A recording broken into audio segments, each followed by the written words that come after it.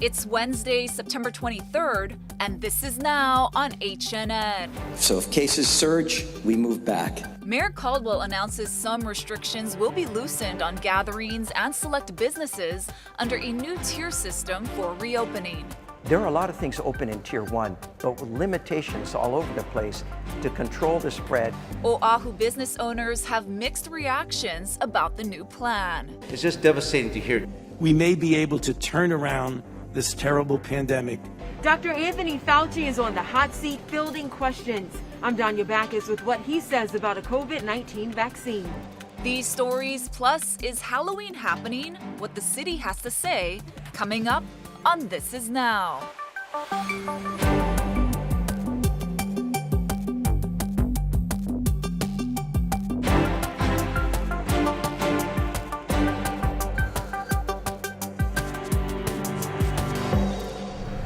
Good afternoon, everyone. Thank you so much for watching This Is Now. Jonathan and Ashley here coming to you from the H&N Digital Center. We want to get started with those latest coronavirus numbers. Health officials say 2 more patients with COVID-19 have died, bringing Hawaii's official death toll to 122.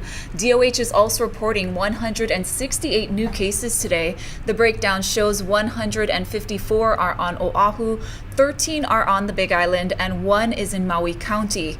Meanwhile, many are still confused about Oahu's new emergency order, and some businesses are doing their best to adapt and reopen as soon as they can. Casey Lund shows us how people are preparing.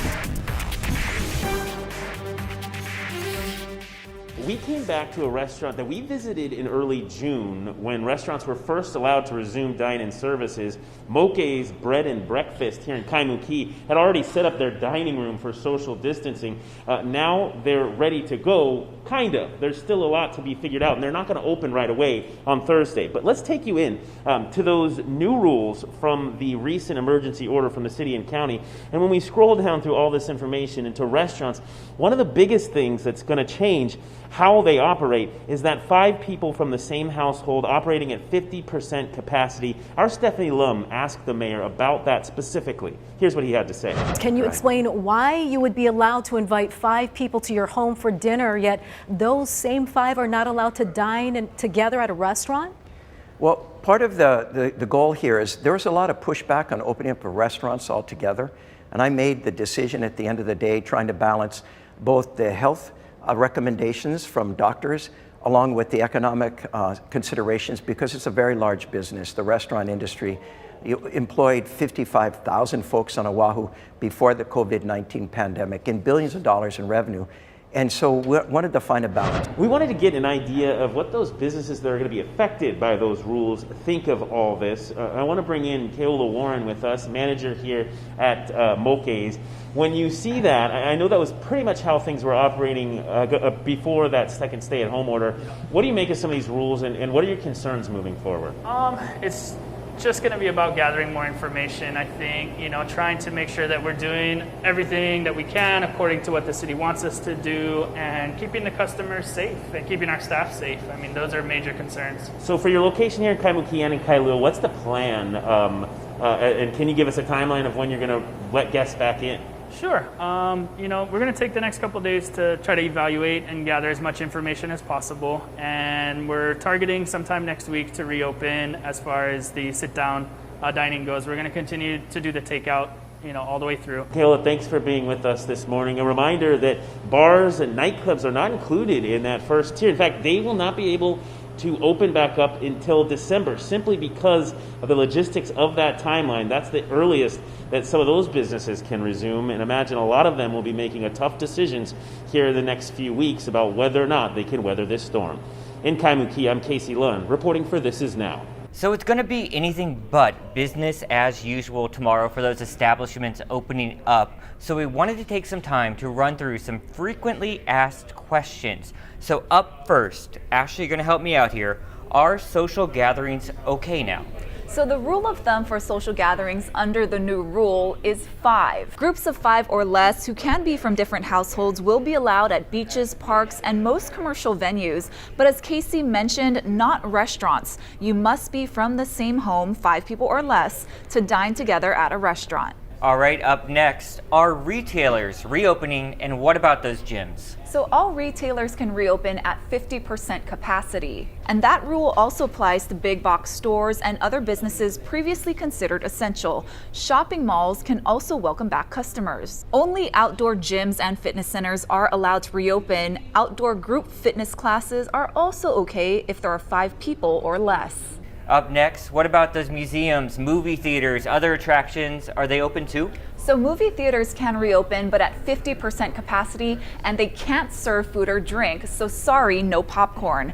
Bowling alleys have a similar rule. Museums and other attractions are also allowed to reopen, but with limited capacity. And a lot of folks are really wondering about this, Ash. What businesses are not allowed to reopen? So bars and nightclubs cannot reopen under this new emergency order. And the city said those businesses might not be allowed to reopen their doors until December under the current framework. Also banned for now, helicopter tours, legal short-term rentals, and arcades. We know it's confusing. We hope that helped you understand these changes a little bit more. We've posted all this to our H&N digital platforms, so check it out there if you want to get more details. For now, let's toss it over to Chelsea Davis with more local business reaction to the new restrictions. Knowing that we have to put food on the table for my son here, to those humbly talking from the heart, from the gym owners, other gym owners, that this is a blow to us. Chris and Debbie Faldo opened Flex Fitness Hawaii at Dole Cannery on August 15th. 12 days later, gyms were forced to close under Honolulu's second stay-at-home order. Now, gyms can reopen for outdoor exercise only. Faldo says it's unfair. This is a small gym, it's brand new, it's super clean, like it's really easy to control. We went over and beyond what the CDC guidelines are. The mayor admits it may be confusing, but it's strategic. There are a lot of things open in Tier 1, but with limitations all over the place to control the spread. There's some rough justice here. People may not see it as fair. It's not all gloom and doom. Some restaurant managers are excited to welcome diners back in. At Ilupino in Waikiki, everything has been cleaned and sanitized. Well, obviously we were really happy. You know, there was rumblings that restaurants were not going to allow dine-in for 4 weeks, and so we were thrilled to hear that we can get back to doing what we do. Diners need to make reservations and provide their contact details in case contact tracing is necessary. Some owners fear legal issues. To get the personal information, do we have to check their IDs? I am not comfortable with one collecting that kind of information and then storing it, and then what do we do with it?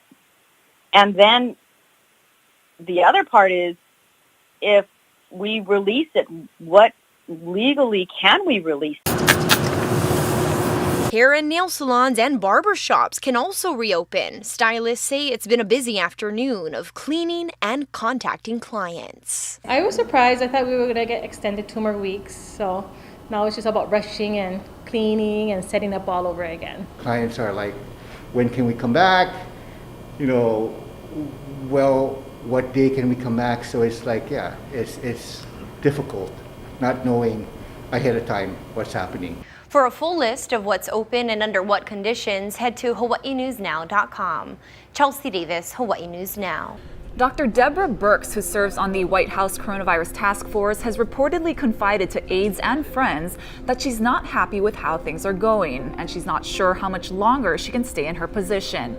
She apparently described the situation inside the nation's response to the pandemic as, quote, nightmarish. She also reportedly said that Dr. Scott Atlas, a recent addition to the task force, is an unhealthy influence on the president's thinking when it comes to the virus and is possibly feeding him misinformation. Well, members of the White House Coronavirus Task Force just testified on Capitol Hill today. This comes the same time Johnson & Johnson is beginning its Phase 3 clinical trial of a one-dose COVID-19 vaccine.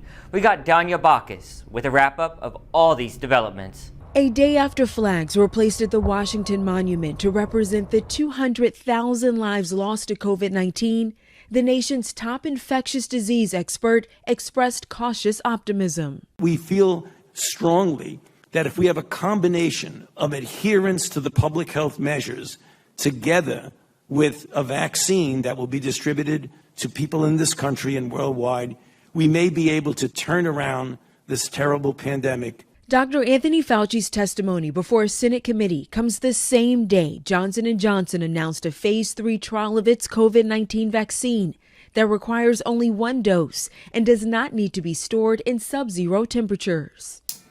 It is the fourth large-scale COVID-19 vaccine trial underway in the U.S. As these trials go on, we predict that sometime by the end of this year, let's say November or December, we will know whether or not these are safe and effective. Millions of doses of the vaccines are already being produced so that they can be distributed as soon as possible after a vaccine is approved. The FDA is expected to release a tough new standard for emergency authorization of a vaccine in an effort to quell concerns that political pressure may rush a vaccine through. In the end, FDA will not authorize or approve a vaccine that we would not feel comfortable giving to our families. The CDC also announced it will spend $200 million to help distribute a COVID-19 vaccine when it is ready.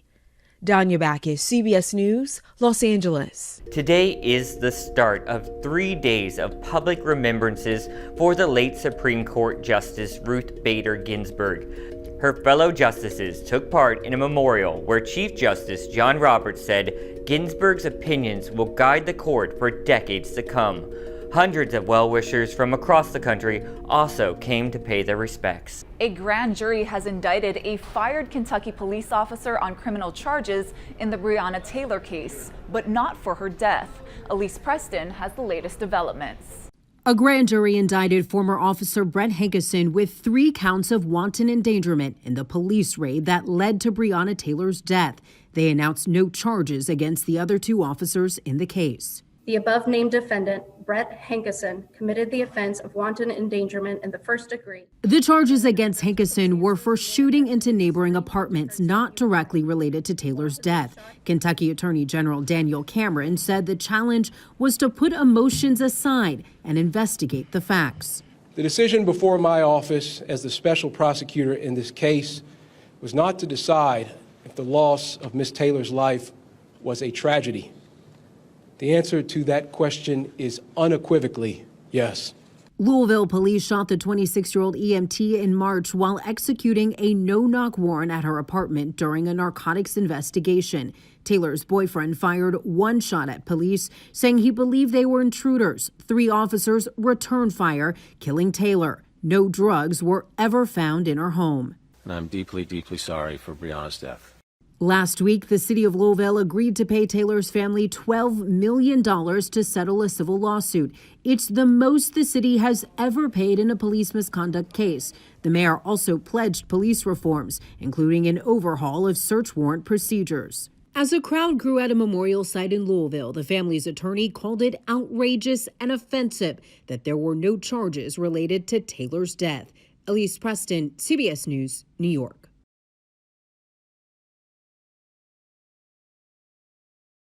Let's get to some local business news now, where another major employer has converted furloughs to layoffs. Howard Dykes reports. United Laundry Services has notified the state that hundreds furloughed for 6 months in March will not be brought back to work now. The company is not closing, but does not know when or if those 826 workers can return. That's 388 people on Oahu, 89 in Kona, 79 in Hilo, 270 on Maui. Congress has exactly 1 week from today to renew airline assistance and prevent 35,000 layoffs. Sarah Nelson of the Association of Flight Attendants. We have 8 days. 8 days until this egg is scrambled and we can't go back. 7 days now and still no sign of action. The owners of the Kahala Hotel have envisioned it as a chain, and today they've opened a second one. It's in Yokohama, Japan, on the Minato Mirai waterfront. With the fall season here, families are thinking ahead to the holidays and festivities. On the minds of so many is Halloween and if trick-or-treating with the family will be allowed this year. Despite recent guidance from the CDC on Tuesday advising Americans to stay at home and skip the traditions, Honolulu Mayor Kirk Caldwell said trick-or-treating can happen as long as families keep safe practices in mind. Under our order, groups of 5 going trick-or-treating would be okay under our order. I would ask that parents make sure that they're really protecting their keiki, because they can get the virus and they can spread it to others in their household, particularly if they're living with tutu. So being very cautious, whatever it is you do, and I think also those who are providing candy, doing it in a way where people are not reaching into the same bowl where there's potential for spread, but being cautious every step of the way. But if there's a way to allow the keiki of Oahu to celebrate, Halloween, that should happen. All right, that's sort of promising to hear there. I'm sure a lot of people are eager for that Halloween spirit to come alive this year, and safely though, and the mayor's sort of starting to lay that out. Some people have come up with some inventive ideas though. Check this picture out. This is a dad in Ohio came up with this, and what it is sort of one of those packing tubes that you use for like a poster or something, or maybe even PVC pipe, right? Is that what it's called? The plastic PVC? Yeah. The plastic piping, right? That you use in hardware stores and things like that. So you put it on his handrail there, and the idea is you put the candy in the top, it goes down the tube right into the kid's candy sack or pumpkin bucket. Yep. Pretty cool, right? You should use gloves when you put the candy in too. Oh yeah, good idea. Yeah. I know it's going to be interesting to see how it all unfolds this year. We were talking earlier about Halloween last year. It's going to be a very stark difference from that. I'm sure things like the big block parties, of course, won't be happening, things like that. Yep, usually around this time of the year I'm already thinking of my costume, but not so much this year. I promise I will dress up for This Is Now. Okay, you promise? Yep. All right, at some point in the show on Halloween. Let's take you outside. Look at that, towards Diamond Head, looking downtown, down King Street there. Guy Hoggy has a check of our forecast right now.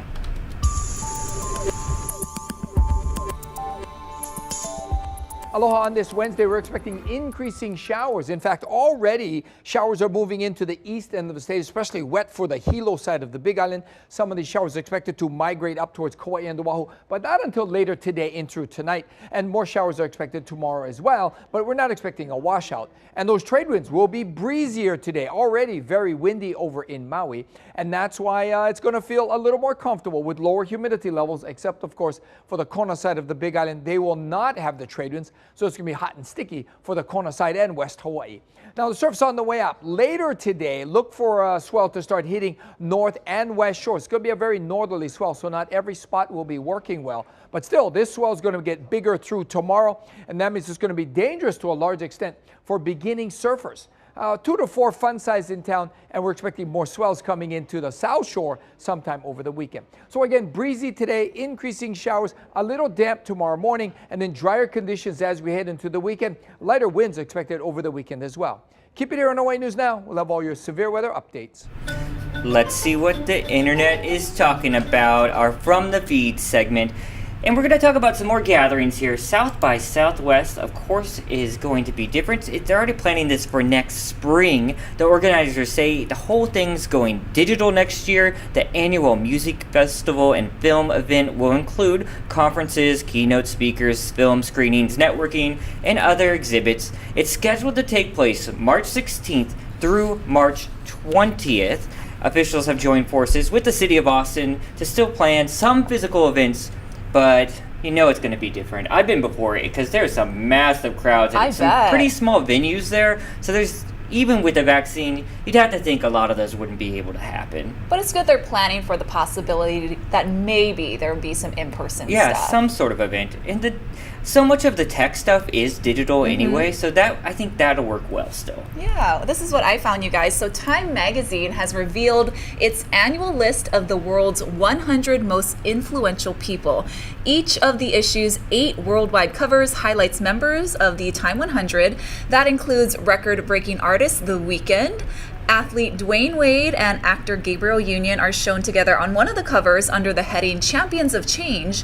Other covers show America's top infectious disease specialist, Dr. Anthony Fauci, all 3 Black Lives Matter founders, a COVID-19 frontline nurse, and there will also be a new cover and a special tribute honoring the late Supreme Court Justice Ruth Bader Ginsburg. They picked a lot of people there, a big range. That, of course, is not the person of the year. That's the 100 most influential. Right. Very cool. And Amazon's Prime Day is usually in July, but like many things this year, it's a little bit late. So multiple media are reporting that all those deals will come to you on October 13th and 14th. Woohoo. Amazon isn't saying it, but it did black out that week, so its employees couldn't take vacation then. Prime Day was delayed because the company was struggling to fill the surge in orders from the stay-at-home mandates and because it was changing its protocols to keep its warehouse workers safe. Now, you might get a preview of what's going to be on sale on Prime Day because Amazon's having its annual fall product launch tomorrow. Oh, that's exciting. I will watch that. I'm an Amazon shopper. I like getting gifts there, and I think this will sort of give us a little preview of what we can do for our holiday shopping, right? Absolutely. But I think it's so funny on Prime Day how like some of the things are just so ridiculous. Oh, I know. And also, it's funny on Prime Day when you walk around our newsroom, there's a lot of people on Amazon that day, and they keep going back to it. So sorry to bust you out there, folks. That's right. Cover your ears. Now to some good news? Yeah, well, actually, I wanted to talk about this. There is a massive rescue operation underway, and hopefully it turns into some good news. This is off the coast of Tasmania. Some whales have been stranded. It's making big international headlines. Here's Ian Lee with a wrap-up. A pod of pilot whales struggles in shallow waters off Australia. Over the past few days, nearly 500 have become stranded on sandbars. Rescue crews are scrambling to save as many as they can, but the majority haven't survived, their bodies littering nearby beaches. The cause is puzzling scientists. Unfortunately, we just don't have those answers, and knowing why they do this still remains a mystery. Pilot whales can move in pods in the hundreds. One theory is a few got stuck and the rest followed. These animals are very closely bonded, and that's why we've seen so many in this case unfortunately end up in this situation. For now, boats continue to ferry those still living to deeper water. Crews will broaden their search to the surrounding area, but fear time is running out. Ian Lee, CBS News, London. Now we got to get to some good news, and hopefully things work out there off Australia. That's right. And at just a month old, the National Zoo's giant panda cub is already melting hearts, you guys. So the cub was looked over by a vet. It was weighed, measured, and inspected to make sure it's growing into a healthy panda. At just over 2 pounds and 13 inches long, it's still pretty little. A DNA swab was also taken, so in a few weeks, we'll be able to know if it's a boy or a girl. And the noisy little cub didn't seem to enjoy its examination very much, but it was reunited with mom just a few minutes after. Remember just a few weeks ago, we were sort of debating this thing's cuteness? It's cute now. Yeah, there's no debate anymore. Yeah. It looked like a little rat earlier, but now it's definitely like a hamster. Maybe to be on Amazon Prime. I want one. They're so cute. All right, some really good news for us here in the Aloha State. That's right. Not too surprising. Hawaii has just been rated the happiest state. The study by Wallet Hub looked at what kind of environmental factors are often linked to how satisfied people are with life, like economic, emotional, physical, and social health.